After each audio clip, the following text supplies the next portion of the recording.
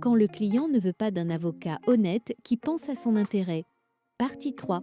Les avocats ont la fâcheuse réputation d'être des menteurs, des manipulateurs, filous, qui ne cherchent qu'à prendre l'argent de leurs clients sans se soucier de l'issue du dossier ou à l'intérêt de leurs clients. Ils sont très souvent vus comme des charlatans qui vendent du vent. Je vais vous raconter une anecdote amusante prouvant que cette image négative du métier d'avocat est plus souvent due à un client mécontent plutôt qu'à un avocat qui aurait mal agi.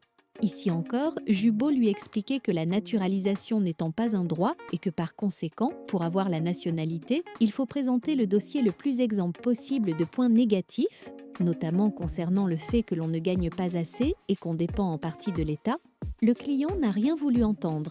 Je lui ai répété que je n'allais pas lui réclamer de l'argent pour préparer un dossier ou faire un recours dont je savais pertinemment à l'avance qu'il allait être voué à l'échec, mais il n'a rien voulu entendre et de nouveau plaint du fait que je ne voulais pas défendre son dossier. Le client est donc parti fâché et déçu que je ne lui soutire pas 3,0 € pour défendre son dossier. Il était déçu que je lui conseille plutôt d'attendre quelques années avant de déposer son dossier qui sera alors gagnant. Il a ainsi laissé une mauvaise appréciation sur le site du cabinet. La morale de cette histoire est que pour avoir un client satisfait, j'aurais dû lui mentir sur l'issue de son dossier et prétendre que le dossier était défendable. Lui faire payer des honoraires mirobolants pour lui faire croire que j'allais travailler plusieurs heures sur un dossier difficile et accuser la préfecture de la discriminer volontairement une fois que le dossier aurait été perdu. J'aurais ainsi eu un comportement d'escroc mais qui aurait satisfait le client. Tandis qu'en étant honnête et bienveillante envers il estime que je l'ai floué car je ne prends pas en charge son dossier.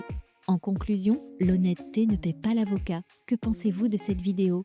Partagez vos commentaires et vos avis. Abonnez-vous au compte Atlas Avocat pour plus d'informations hebdomadaires en droit des étrangers en France. Partagez à vos réseaux cette vidéo. Merci, au revoir et à bientôt sur Atlas Avocat.